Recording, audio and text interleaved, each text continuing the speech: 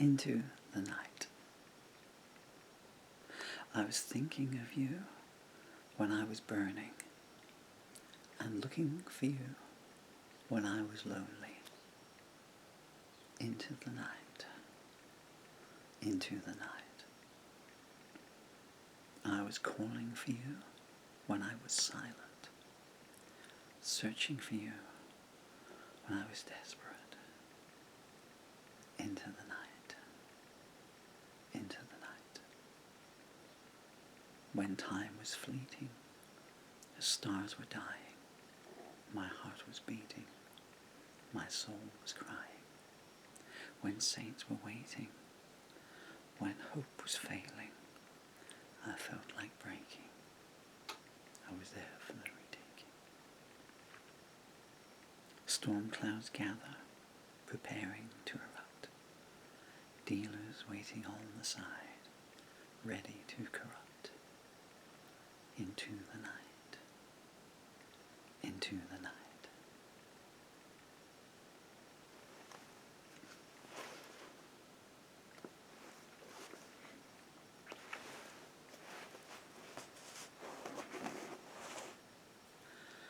The new religion. He who hesitates is lost, they cry, with all the thoughts of success their words imply, ignoring anybody who fails to cope. Leave them to their prayers and their horoscopes. We don't need the dreamers who need hope. We're the new religion. Fortune always favours the brave, they sneer. That's the phrase so many just live to hear. If it doesn't give, then tear it apart. Push aside the weak and the meek of heart. It's not Genesis, but it is a start. We're the new religion. Strike now while the iron is hot, they scream. What we won't inherit, they'll steal, they dream. Use any method that you want to apply.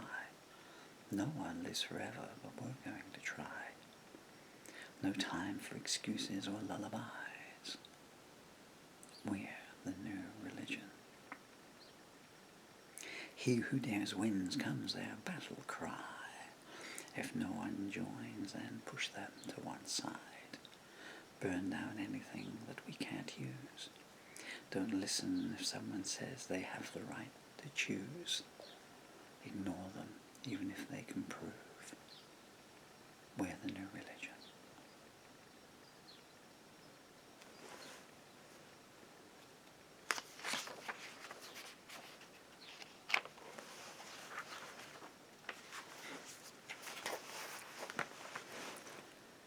Beneath the surface. See a fire on the lake, better raise the alarm. Innocence will take you so far, but it won't protect you from harm. See a face in the bushes, hear my name being called. Is this going to provide for you?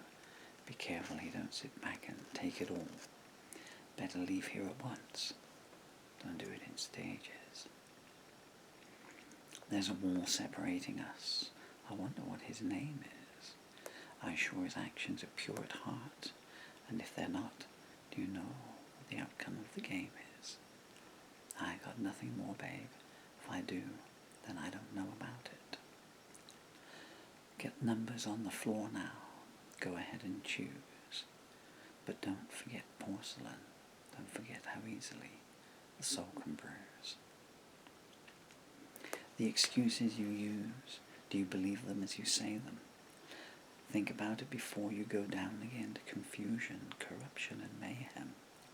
Better take it while it's there. It might not be there much longer. Let you into my heart, baby. What did you see while you were in there? Anything you could sell one day? Or were you surprised to see no more sin there? I know what I've got. Most of it could be yours for the taking. You say even Christ died, but you don't talk about the resurrection. Are you too scared to believe it? Or was it just another thing you didn't want to mention. This is what I've got, girl. You can have it if you want it. They might consecrate where you finally lay, but I'd advise you not to count on it. A dead man's confession made in the shade of the guillotine. That ain't going to save you a good night time when the Lord says you've got to come clean. You can take your pit now. Pretty soon it'll be redundant.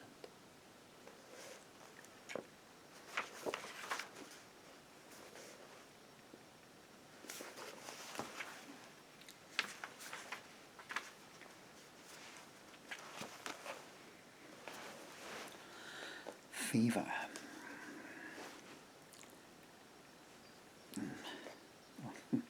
Yeah, fever.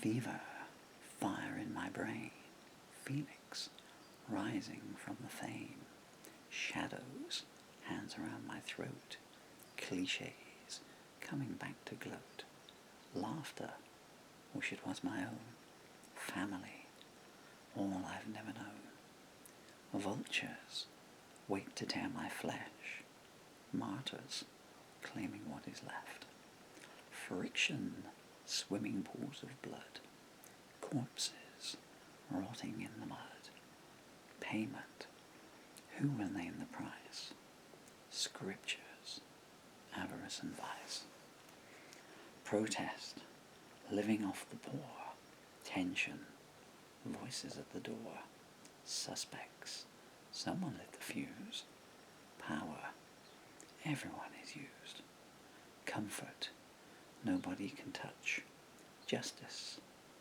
doesn't come to much.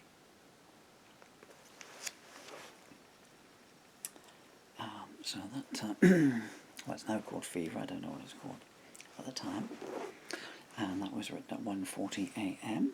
on the 3rd of October 1989, in bed. Hello, my name is Paul Murphy, and I don't know why I hesitated then, I'm fairly certain that's my name. This is another one of a series of recitals from some long-lost song books, and I think this is video number 10. Normally they start with this, which is a long introductory preamble, and for the regular viewers, they must kind of, we've got to sit through this again. So I thought I'd go straight in this time and then do a little bit here. The preceding songs,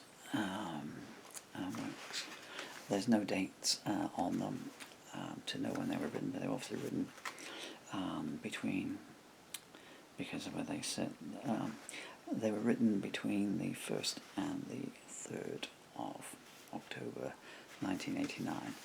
Let me check the handwriting. I would say they were probably written on the 2nd because the handwriting is slightly different than that I've used there, although that was 20 to 2 in the morning. There are gaps in some of them. This is a complete work, I take it. Beneath the, what was the preceding one called? Beneath the Surface one has actually got some lyric gaps there. Normally when that happened, it was because I had 2 lines come to me, and I was juggling in my brain which one to use. And I'm taking it that what happened there was that I just never came back to it. The next one came along. They were prolific times. Well, I guess they're still prolific now. But I'm trying to get all these documented and recorded, and obviously some of these works, Into the Night, for instance, actually was finished. It's unfinished here, what I've just read here, but it has different words in the finished version than here, which is obviously how it came out of my head on that day, 34 years ago almost, and so there are some subtle differences between that and the lyrics on the lines that made it through, and there's some gaps there where I fill them in later on. I think the final version's got 4, verses. So this is my way of copywriting the stuff that was completely lost forever, and putting out the alternate as they came to me versions, and so they exist as well. I'm intrigued as I go through I sometimes leave a blank page following one. So I'm assuming that previous one, I thought that's going to go on a bit, but I never came back to it.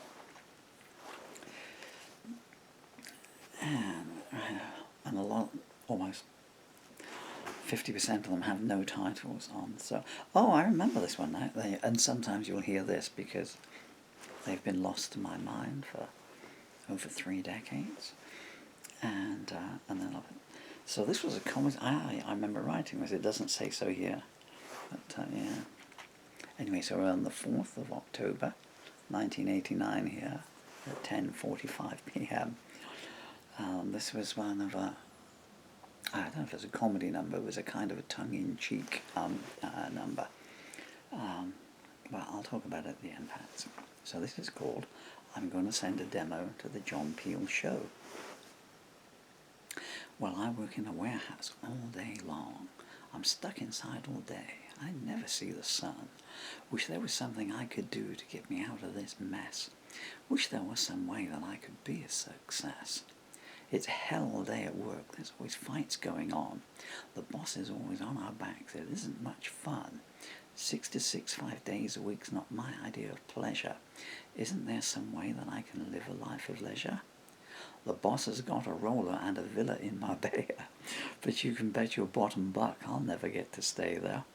I live on a council estate with the phones all out of order, and my only assets are a pen, a guitar, and a tape recorder. Hey, wait a minute. I know. I'm going to send a demo to the John Peel Show, and he'll play it, and he'll play it, and the record deals will flow, and I'll get rich and famous, and I'll appear on the TV, and my beautiful ex-girlfriend will come back to me. It's no fun on the breadline. It makes you feel depressed. My socks have got so many holes they look like a string vest. They say that it's tough at the top. Well, I'd like to find out, and have finding the rent not be a thing to worry about. I do the pools religiously, but I haven't come close yet. The cross for no publicity is the only one that I get. My boss eats in posh restaurants and drinks champagne in sips, and I'm sat in the Rose and Crown with a portion of cold chips. I've seen the yuppies in smart suits talking property and shares. Me, I've got a monopoly board and 15-year-old flares. I might marry Princess Stephanie, but I don't think it's likely to happen. You don't see many princesses in this part of Clapham. Well, I mean, again, I figure that I can cast some judgment on some of these songs because I take my glasses off, so I must warn you in advance that I'm very ill, and I've got hideous bags under my eyes, and I've got dead man's eyes, I'm afraid. But nothing I can do about it, and I can't. Oh, my eyes, they lock in place because the muscles have gone that far as well. Are you there still? So I'm looking at these songs as I'm going through them, and I haven't read ahead on any of them. A, because I don't have time to, and B, because this is as fresh to me as it is to you. Although you could probably read it better than me. I'm stumbling over some of the lyrics, especially if it's one that that's gone through into my stage act and I know about. And so reading the new original lyrics kind of pulls me up sometimes, because I'll go off onto the published ones. But looking at these independently, and that one independently is quite a clever song, really, isn't it? And again, I would just point out here, I'm going to go off a tangent here. People ask me. I mean, I've been in bands, in and out of bands, and I've hung around musicians or songwriters. I don't know how long. And I see on the internet, and there is, because the new songs that I've been writing, I record them myself. I've just, so I don't know, as you so I've just written this one, and these are what I wrote the other day. What are these here? I forgot what that one's called. Can you hear the cold earth landing echoes coming off the lid? Oh yeah, so that's called your Your Sentence Starts on Judgment Day, Barbed Wire Soul, and Rearview Mirror Blues. And so I say, you know, here's a new song, I've just written it, and I'm just putting the lyrics up, and I do see some comments online, and it says that it just came to him and he just wrote it like that, and there's a cynicism that is terrible. What a world we live in. As if I've got either the strength or the necessity to to sit down and write a song in pieces and then write it all out neatly, well, not even neatly, and scribble it down on A4 sheets and then say, hey, this is how it came out. But that is how it does. The song just comes to me, and it generally almost always comes out in one go as a complete piece. But I know other musicians, other songwriters, and I've seen them, and they have songs that they've been working on for years, and it's like 2 pages. And I've been in sessions and say, I've got an idea for a song, but okay, well, how much? Well, I got this and that. Bits of paper here, and it's got crossings out and all that, and they're looking for a rhyme for care, so it's got, and then share, there, beware, unaware, no hair.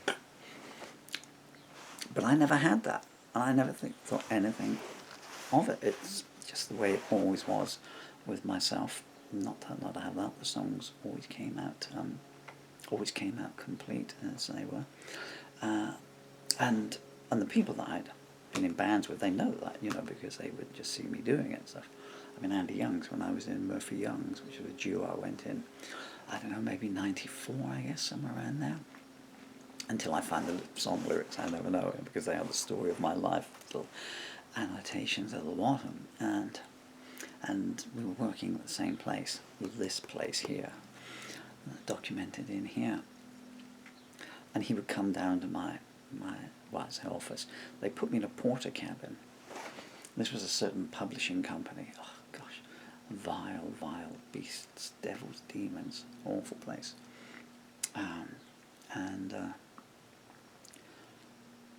And they thought, well, they'll stick the brown skin foreigner into a porter cabin and we'll stick it by the side of the railway line so the trains will go past and it'll be really noisy, and he'll be in there and he'll have to walk to the toilet because he's not near a toilet and stuff, and if he wants a cup of coffee he's going to have to walk all the way to the canteen and get coffee, and everything.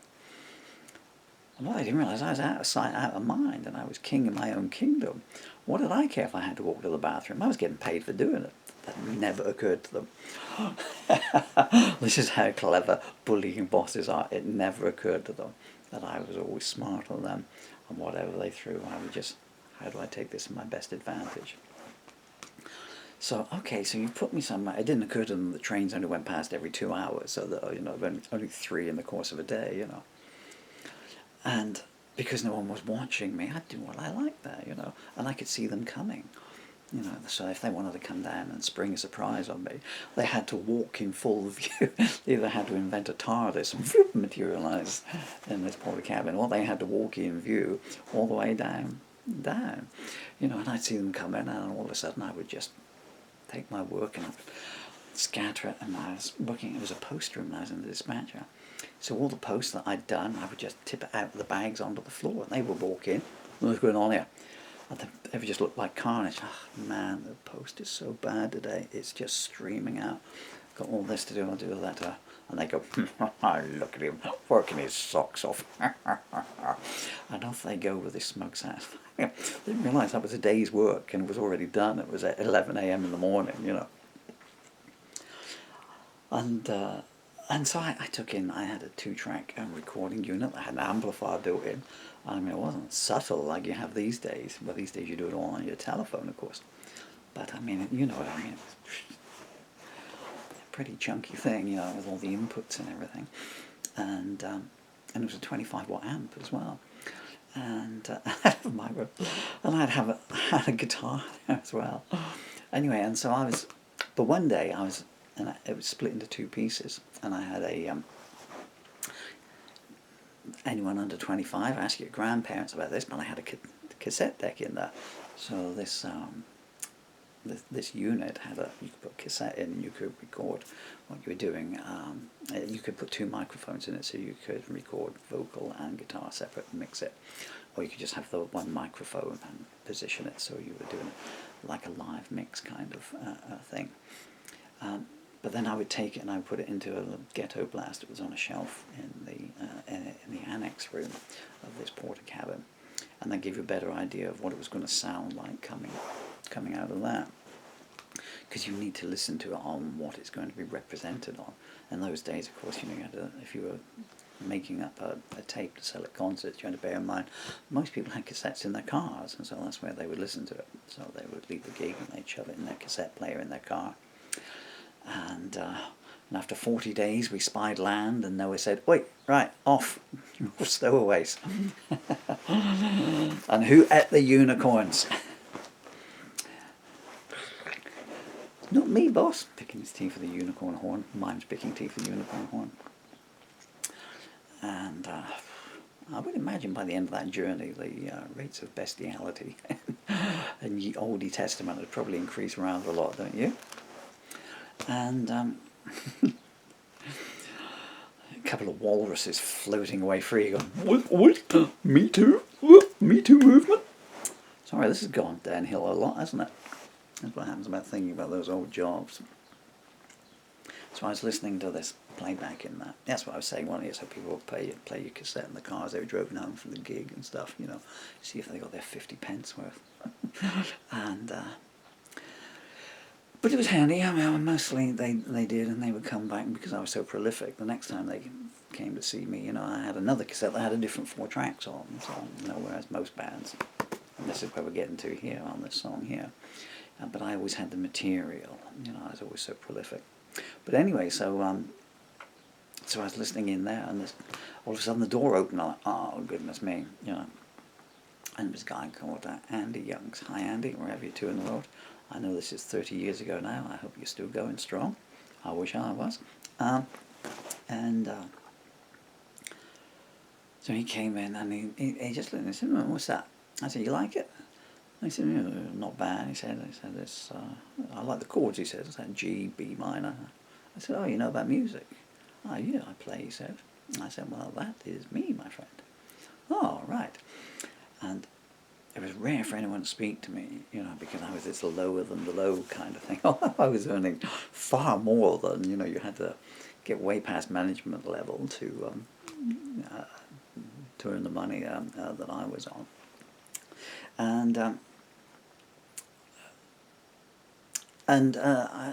So he and I, where the conversation went from there, I don't know, but I reckon at some point he brought a guitar in and he came down.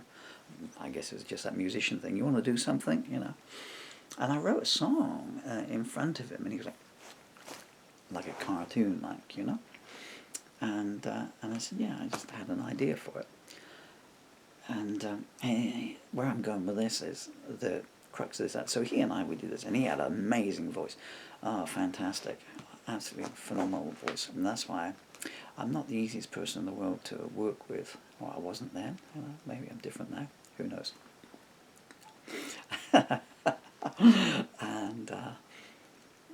But I just loved hearing him singing my lyrics, and he did a lot of the music. I would always have the music, and he would like to change it around a bit.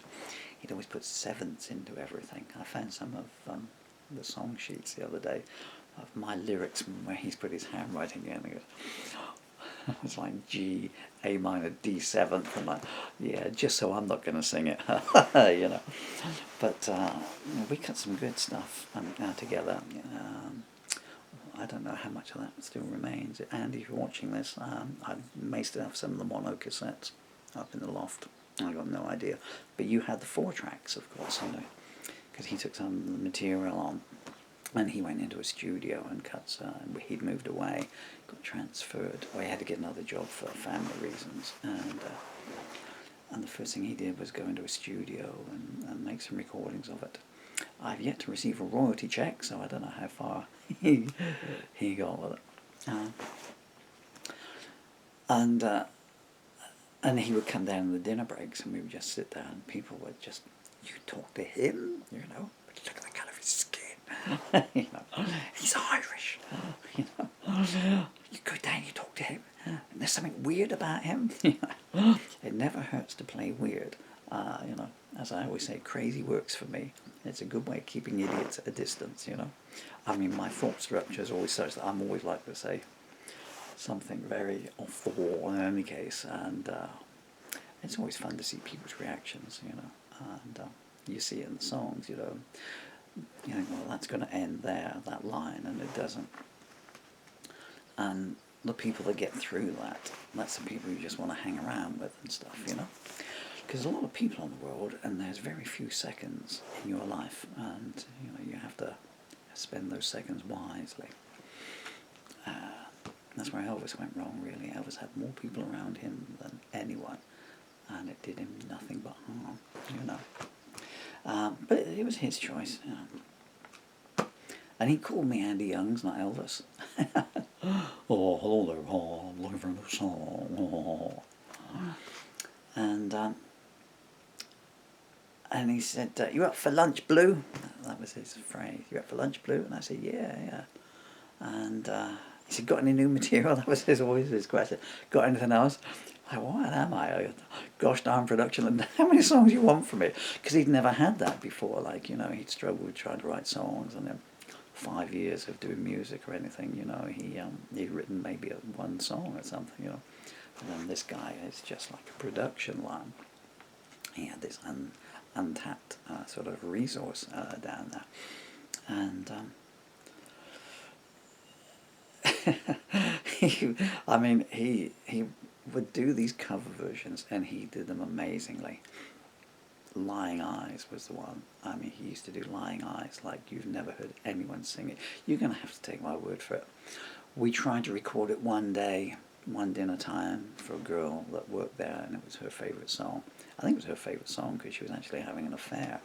And she had been married for 6 months as well, but her husband wasn't a very nice man, so yeah, stuff it. And I wrote, what was the name of my song? She knows she shouldn't be doing this, dreaming of her lover's kiss, watching while her marriage slips away. But she's been lonely for so long, ever since the dream went wrong, ever since I had nothing more to say. Somehow all that precious love is gone. All that precious love is gone. I wrote All That Precious Love Is Gone, which was my version of Lying Eyes, and I wrote it. Well, I wrote it for women who are having an affair everywhere, because if your life is empty, you know, not want to proselytize or say, you know, this is where you should go, but it's just in that particular situation, you know, you have to be understanding of it. And like I say, it's a very short life, and you don't realize how short it is. And if you think how short life is, take off the bits at the start of it when you can't do anything, and then the next bits, the next 10 years, when you can't do what you want because obviously you're just a kid. And you don't have the money, and then you get a job, and then you've got this gap, this window of opportunity from maybe 18 years old through till 28. You've got to try and cram in everything. Because after that, your friends are starting to get married and have families, and they drift off by the wayside and everything. Or maybe you've got married yourself, and then you have a long way to go then. Some of you might even be on your second marriage by then. Viv, how old was Viv? 25? 25, been married and lost everything. Money, house. Oh, sorry, Viv. I said your first name. Hope you did very well, my friend, in life. You certainly deserved it. And it's a long haul then, and it's all going that way. And then things come along, illnesses, breakages, you know, financial hardships, and the children become a drain on your resources, and rightly so. So life is very short in any case, and the narcissistic, hedonistic window that you have in there, tiny. Says a man who, although he's dying at 61, has pretty much lived how he wanted to ever since he left home at 15. Anyway, and he called me. We're going back to Andy Youngs here. Got anything, Blue? I said, no, I got nothing. I said, no, I went out or whatever the night before, I got nothing. He said, okay, he said, I'll be down in 5. And by the time he'd come down from his office to my porter cabin 5 minutes later, I'd written a song called Down in Five, and that was something. Okay, then we'll just jam. I'll be down in 5. Pen, paper. You say you'll be down in 5. Don't know if I'll still be alive. Been so long. How do I survive? Da, da, da, da. I can still remember the other lines to it now. Where it went after that, I don't know. That's another long lost song, actually. That's too. How did we get onto the subject of Andy Young's and these songs? And well, I'll just recap it a little bit. I'll just drag it back to this one here. But in music in those days, so chapter 2 of the never-ending anecdote. Bob Dylan's on a never-ending tour. I'm on a never-ending anecdote, and that was the thing, you know. So everyone would bands and everything. So this is 82, so I wrote this in 89. But I'm thinking back to my times in the squat in 1982, and everyone would sit around all. I mean, I was a first generation punk because I had the advantage of being into punk when it was out, of knowing what it was like to wait for the Sex Pistols' first album to come out, and then hearing that boom, boom, that Steve Jones chord, "You're only 29," and stuff, and woof, me I like. I guess it must have been what.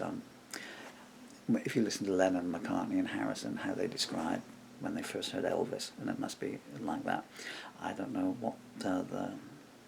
what the youth of today get out of it. I mean, I've never heard a Taylor Swift record, but I doubt very much if you played me any of her songs, no disrespect to her, that I would suddenly go, "What is that?" You know, kind of thing. Right, if you listen to a Paul Murphy song, go back and listen to my electric version of Sadness. And wouldn't you rather watch that all night than Adele? A Hill and Adele. And so we'd be in the squats, and that was the dream there. They would all be sitting there, and Steve had this huge jersey that went down like to his ankles or something. It stretched out, and it was like this fleecy, like a mohair thing that he put food dye into it to turn it into all these colours. I guess it must have been white or something to start with. And he'd done the same to his hair, so he had this big spiky hair, and he used to buy this food colour and put it in.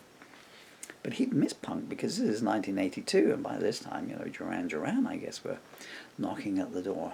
You know, certainly it went from punk to new wave very quickly.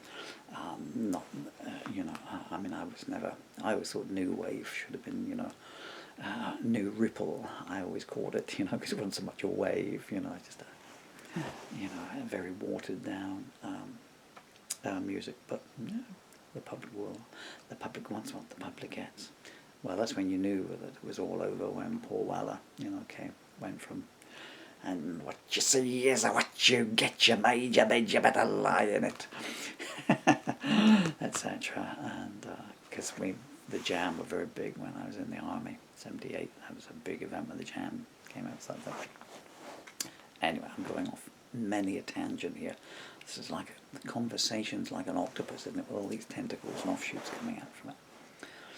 So they would sit down and, you know, I'm going to write this song, we're going to rehearse it. They'd be recording it. What are you going to do? We're going to send a demo to the John Peel show. And they would do this, and they would save up the money for the postage, and they'd send the cassette in. John Peel, I mean, he must have been, you know, sitting on a mountain of these things. It must have looked like the broom cupboard at Apple circa 1968. Who knows? So that was their thing.